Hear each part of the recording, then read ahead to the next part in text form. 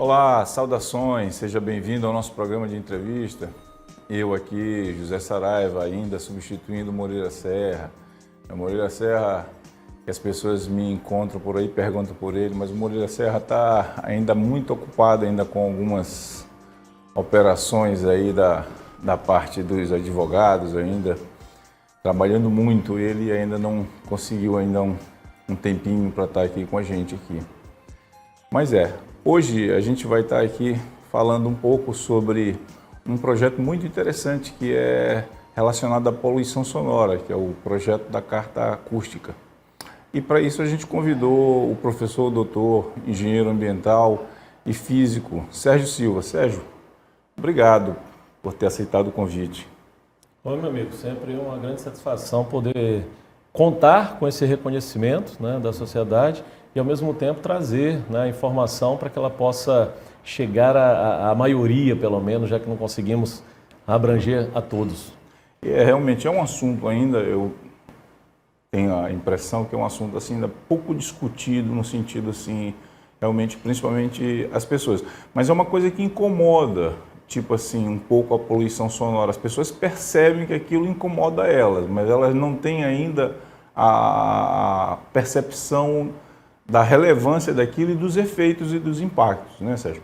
Mas, Sérgio, eu lembro que lá por volta de 2015, 2014, não foi esse período, teve uma iniciativa que foi o projeto da Carta Acústica em São Luís. Mas antes da gente entrar nessa parte do projeto especificamente, como é que começou essa parte, essa percepção, essa regulamentação e essa legislação em relação à poluição sonora ou os ruídos urbanos? É muito importante dizer a todos que todo esse aparato científico, ele que vai nortear qualquer que seja um documento burocrático. Então, a legislação no Maranhão, ela demorou muito a ter algo pontual em relação a isso. Nós temos aí como vanguarda nesse processo o Ministério Público, através do promotor Fernando Barreto, que ali na década de 90 iniciou esse trabalho e trouxe à tona essa necessidade dessa legislação em relação aos controles de emissões sonoras. Até então, ainda muito focado no termo poluição sonora, porque é um problema muito agudo ainda na sociedade. Sim. E, através do Ministério Público, tiveram essas intervenções, inclusive documentais, e onde surgiu aí a famosa Lei do Silêncio, que foi mais concretizada em 2005, mas, ao mesmo tempo, ainda muito distante do aparato técnico e formativo. E foi justamente uma época, um laço temporal, justamente do qual eu estava em processo de formação, né, no curso de Física, na década de 90, e debrucei sobre isso, onde cheguei para os meus professores e falei sobre a minha vontade em estudar mais especificamente a acústica, e eles me aconselharam, né, ou sair do Maranhão para estudar isso, porque ninguém havia ainda debruçado de maneira tão intensa, e foi o que eu fiz. Foi onde eu encontrei a SOBRAC, a Sociedade Brasileira de Acústica. Então, ali ainda... Mas uma coisa, Sérgio, me permite. Antes mesmo dessa parte, como tu estava colocando, mas a nível internacional já havia legislação, já havia iniciativa? Já, porque nós sabemos que essa questão da evolução, ela é num tempo de acordo com cada surgimento social. Então, a Europa, por ser mais antiga, ela teve passos mais avançados dentro dessa área.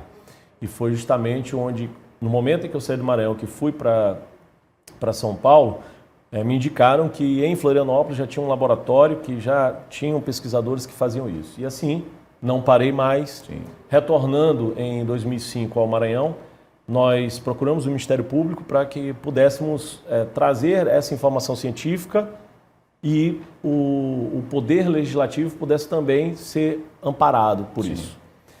E lutamos aí para desenvolver alguma ação mais palpável, e demorou aí até 2011 a sermos ouvidos realmente pelo Legislativo Municipal, ao mesmo tempo ainda com uma dificuldade de transformar isso em documentação, porque ainda não existia nenhuma ação bem clara. Sim. E por volta de 2014, 2015, nós recebemos o convite da Prefeitura e através da própria Secretaria de Meio Ambiente, fomos convidados a desenvolver um projeto que mostrasse isso, como que a acústica, como que essa ferramenta de controle poderia não só ajudar a gestão pública, mas também a trazer, né, uma proteção social de qualidade de vida.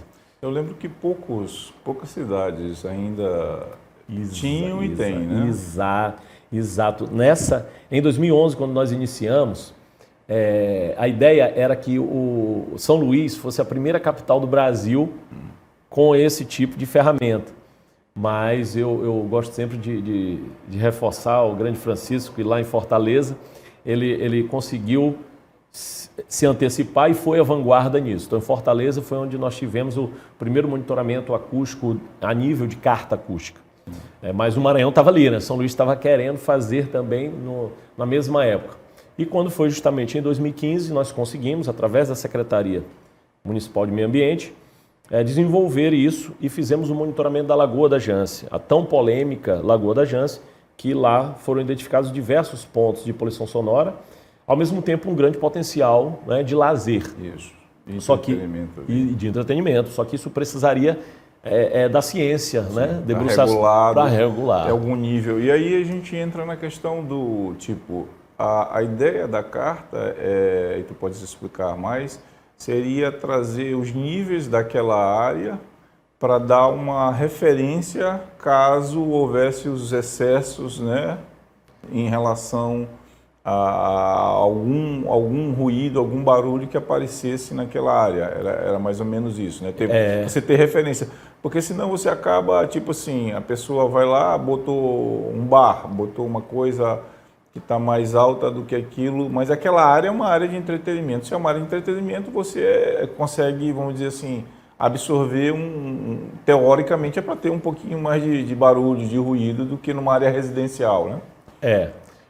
Algo que eu gosto de falar em todo momento que eu tenho a palavra é que em 1983 o Darcy Ribeiro falou: precisamos construir escolas para não precisarmos construir presídios. Sim. E daí desencadeia uma percepção de uma sociedade que trabalha muito com opinião e com pouco consciência. Quando você traz a ciência, é o que você acabou de falar, a caracterização dos espaços. Sim. Então, preciso caracterizar. Aquele espaço é a fauna que é o protagonista do processo, então precisamos preservar, porque quando se fala em emissões sonoras parece que é só para os seres humanos, mas é para tudo que é vivo até o que é não vivo, porque vai interferir, como no caso do patrimônio histórico.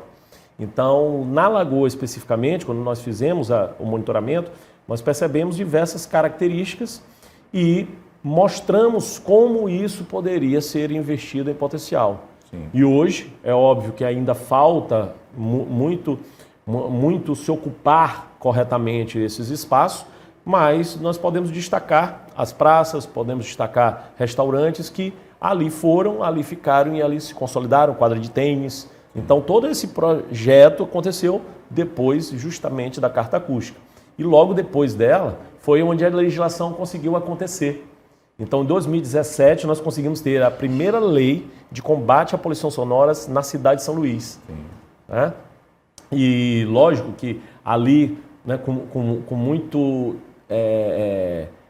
vontade, mas ao mesmo tempo ainda com muita carência de outras ocorrências, além da Carta Acústica da Lagoa da Jance, nós tivemos um amadurecimento e conseguimos agora, em 2022, agora, né, já vamos para 2025, passa rápido, em 2022, consolidar a lei de controle das emissões sonoras, que é a 7.031, uma lei municipal que, inclusive, hoje ela está em diversas câmaras municipais no estado do Maranhão, sendo avaliada para que esses demais municípios possam ter essa ferramenta de controle legislativo. É importante esse teu comentário para referenciar quem está nos assistindo, para entender que ele, se estiver se incomodando, né, você tem a lei do silêncio, você tem toda uma legislação que você pode recorrer para tentar minimizar esse impacto de algum ruído urbano, algum som, alguma coisa que esteja incomodando a sua área,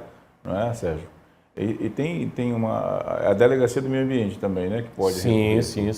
Nós temos aí, pela ordem cronológica, nós temos a CONAMA 0102, onde ela diz que isso é responsabilidade do Estado fazer a gestão. Então, quando teve-se a lei do silêncio, por carência das leis municipais, foi implementado ela como uma referência, mas hoje ela deixa claro que a 043 de 2019 da CONSEMA, do Conselho Estadual de Meio Ambiente, ela define que a função do Estado é a gestão do processo e que o município precisa ter a regência de todo o aparato ambiental. Sim. E aí é onde surge a necessidade de uma lei específica do controle das emissões sonoras, que São Luís já tem desde 2022, Santa Helena já tem desde 2017, foi o primeiro município do estado do Maranhão, justamente pelo impacto, né, lá do projeto da Carta Acústica. Temos agora já em trâmite Passo Lumiar, São José de Ribamar, Imperatriz, Balsas, Açailândia. São 8 municípios que estão avançando bem, só falta ser votado. Estávamos em período de eleição municipal, então isso postergou para 2025.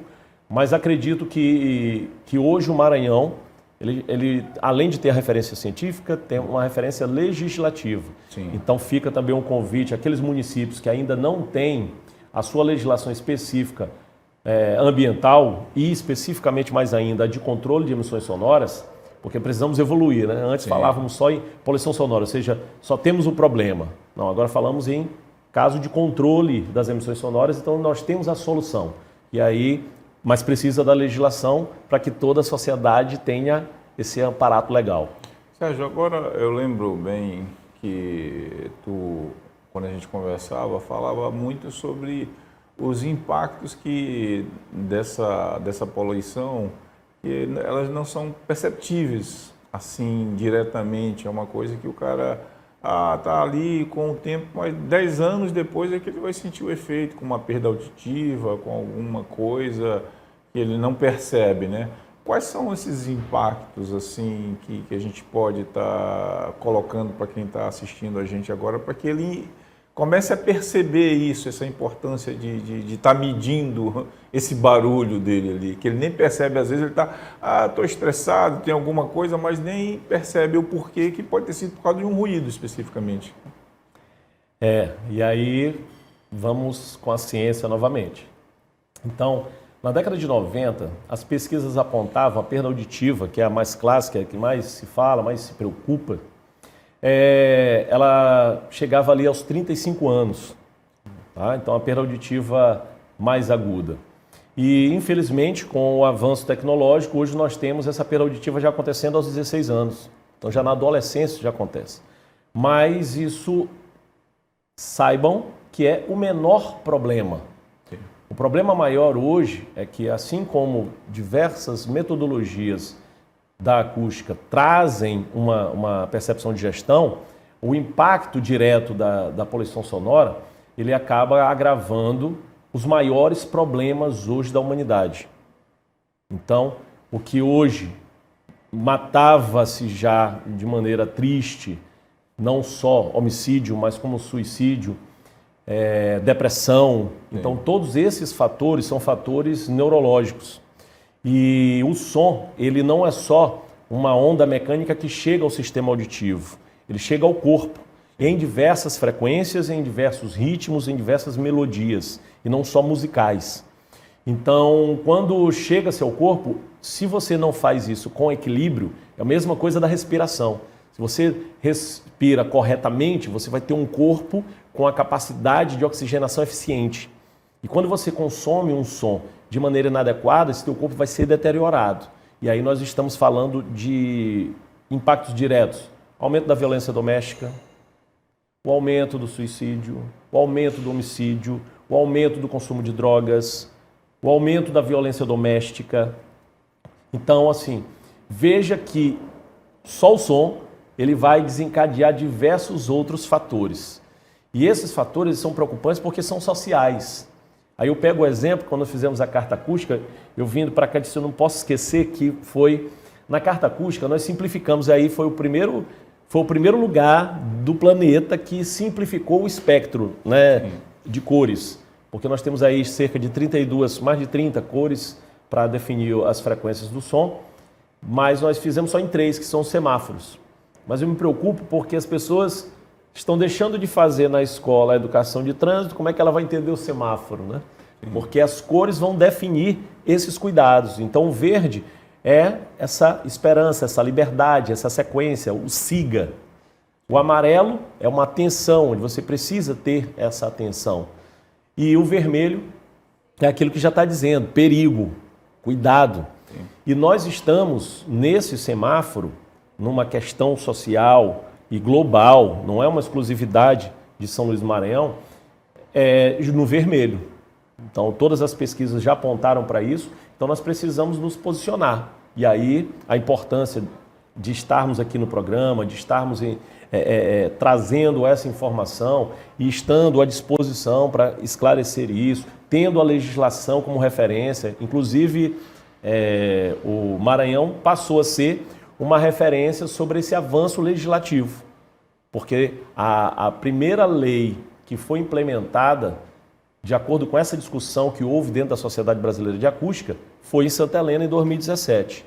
E depois o segundo município foi São Luís em 2022. Legal. Eu lembro, Sérgio, lá por volta de 2000, eu tive a oportunidade, numa época de uma especialização, e eu lembro de um professor fazer um comentário, isso era 99 para 2000, ele fazia um comentário sobre a questão de que um dos grandes problemas a partir do ano 2000 seria a superpopulação. Né? Essa superpopulação a gente observa hoje, por exemplo, condomínios, aquela aglomeração de pessoas, aquilo pode e deve gerar um problema para aquelas pessoas ali naquele convívio, né? Aquele barulho urbano aumentou, né? Isso deve gerar esses problemas que tu estás falando, né? Como impacto. E inclusive, se nós pegarmos dados locais, nós temos em condomínios, em grandes concentrações, sejam de eventos, sejam de festas, sejam de condomínios residenciais verticais ou horizontais, essa concentração hoje, se ela não tem a gestão dentro dessa questão acústica, porque os condomínios eles precisam se debruçar também sobre esse processo. Sim. Então, eu não posso ter um regimento do condomínio sem deixar claro quais são os limites que cada morador, cada frequentador tem para poder emitir. Senão, ele vai desencadear um problema maior e aí cai naquilo que eu falei. Então, basta se debruçar sobre as notícias que ocorrem no nosso município. Nós temos problema de violência doméstica, nós temos problema de homicídio, nós temos problema de suicídio. Então, que são desencadeados de quê? Daquele som que você acredita que ele é apenas um lazer, ele serve apenas para você, mas ele realmente é um lazer. Mas ele precisa ser bem gerido. Sim. Porque quando ele não é bem gerido, aí ele é aquilo que a diferença do remédio para o veneno. Sim, é a dosagem. É a dosagem. Então, você precisa do som. Né? Nós, seres humanos, precisamos constantemente do som. Ele nos faz bem. Quem canta, seus males espanta. Mas, se eu transformo isso numa dosagem maior, aí ele vai deixar de ser um remédio e vai passar a ser um veneno. Lembro que teve um período ali dos anos 80 para 90 que tinha os paredões, né? Aquelas caixas de sons, aqueles eventos ali assim, estava até de uma maneira desenfreada, né? Em todo lugar, e as pessoas tinham aquela vontade de ter um som e botar um som alto e botar um som no seu carro, né? Aquilo, eu acho que depois da lei deu uma esfriadazinha, né? Hoje a gente não vê tanto, né? Isso aí deve-se também a um trabalho que foi feito intenso, capitaneado pelo Ministério Público, tão conhecido em 2008 como a Operação Manzoá, e da qual nós fizemos parte, levamos os alunos inclusive para aulas práticas. Fizemos uma interlocução com diversos outros órgãos e isso deu um impacto, né, muito positivo na percepção do que significa isso. porque eu gostaria também de esclarecer a todos que o som, ele é um aliado. Então você precisa saber usar o som. Você que gosta do som automotivo, basta você adequar, basta você expor em locais corretos, basta que você se organize, basta que você faça uma congruência das mesmas pessoas que querem usufruir daquilo. Então, uma das grandes polêmicas dos paredões em São Luís do Maranhão é justamente na praia, que é um ambiente aberto, é um ambiente que você dificilmente se organiza antes para definir essas áreas, esses espaços, e quem vai ser impactado com isso. Mas através de diversas operações que teve um protagonismo efetivo do Ministério Público, realmente tivemos aí uma diminuição bem efetiva nisso. E a ciência faz a diferença, porque houveram mais de 40 apreensões ali no início de 2008 e a perícia técnica não foi consolidada nessa primeira etapa. Sim. E quando trouxeram a perícia técnica, além de ter aumentado as apreensões, porque a identificação fica mais eficiente, foi também consolidado a argumentação jurídica. Então o advogado tinha lá a sua certeza que ele estava certo ou se estava errado. Inclusive, se tu puderes fazer um alerta sobre a questão do processo para liberação de eventos assim, com essa magnitude. O cara quer fazer um evento, qual seria o processo que ele teria que fazer para essa liberação? Perfeito. Toda a promoção de som, aí eu vou lembrar que isso não é uma exclusividade ou só uma requisição para quem promove grandes eventos. Sim. Mas qualquer que seja o evento, é você pegar uma caixinha de som e botar em cima de uma mesa. O que você precisa entender é se aquele som que você vai expor, ele chega só até você e as pessoas das quais estão no seu nicho de domínio, que aí no caso sua casa, se você estiver na sua casa, estiver com a sua caixa de som e aquilo não ultrapassar as suas barreiras de domínio, você não precisa pedir licença para ninguém, porque você já tem a sua garantia que aquele espaço é seu, é o direito e liberdade do cidadão. Sim. Só que quando isso transpõe, que é onde as pessoas confundem, não, estou na minha casa, eu posso qualquer coisa. Não, porque no momento que você vai fazer isso todo final de semana, então você está impactando ambientalmente, porque o som ele é expansivo. Então ou você vai fazer o isolamento dele, ou você vai pedir uma liberação que defina que aquilo que você está expondo, ele vai obedecer os níveis de padrões normativos, que nesse caso está bem evidenciado, bem claro e já atualizado, que é a NBR 10151 e a 10152, que falam sobre áreas habitadas e sobre esses espaços dessas áreas habitadas.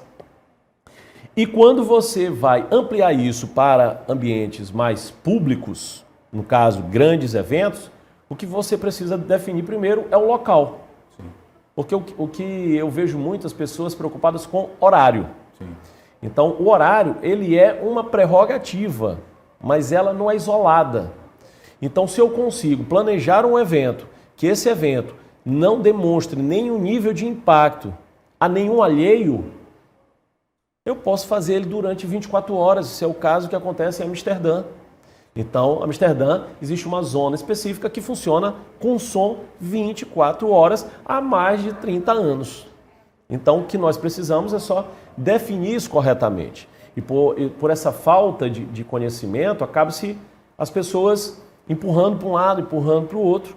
Mas isso, também para ficar claro qual é o órgão responsável para essa orientação, é a Secretaria Municipal de Meio Ambiente. Tá. Sérgio, eu queria te agradecer a presença, passar rápido, né? A gente vai conversando quando vê.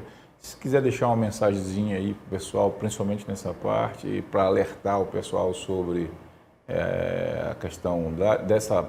Eu vou usar o termo antigo ainda, poluição sonora, né? Mas é porque eu acho que é importante destacar isso para as pessoas que entendam que o som está convivendo com a gente. Nós somos som, né? A energia que está ali desenvolvendo e a gente precisa ter essa interação e perceber isso, né? É isso. Primeiro, agradecer ao convite, à oportunidade. É sempre importante estarmos expondo aquilo que a ciência traz para minimizar opiniões e melhorar a qualidade de vida. Quando nós falamos em som, eu gosto sempre de dizer que é uma energia que traz positividade. Então, o som é energia, né? Num sistema oscilatório. Ele não é matéria, então ele vai fluir. Então, ele flui sempre positivamente. Agora, o controle disso é o que vai gerar a poluição sonora, é o que vai gerar problemas de saúde, é o que vai gerar problemas sociais, é o que vai fragmentar a eficiência da gestão pública e privada, porque os países que mais se destacam hoje são aqueles que investem no controle das emissões sonoras. O exemplo disso, a chegada do carro elétrico no tempo de hoje, porque todos sabem que ele surgiu no início, o que foi mais capaz de persuadir a sociedade foi o impacto sonoro. Então, o carro elétrico hoje, a eficiência dele em relação de combustão é muito maior. Em contrapartida, nós sabemos que o som ele precisa existir até para evitar acidentes, até para você ter alertas. Inclusive, esses veículos eles já vêm, todos eles equipados com essa capacidade de gerar sons específicos em relação a isso. Então, muito obrigado. Eu agradeço, Sérgio. A gente espera ter levado você esse conhecimento muito interessante sobre a Carta Acústica de São Luís e a gente agradece você que ficou aqui com a gente até agora, tá bom? Um abração, até a próxima.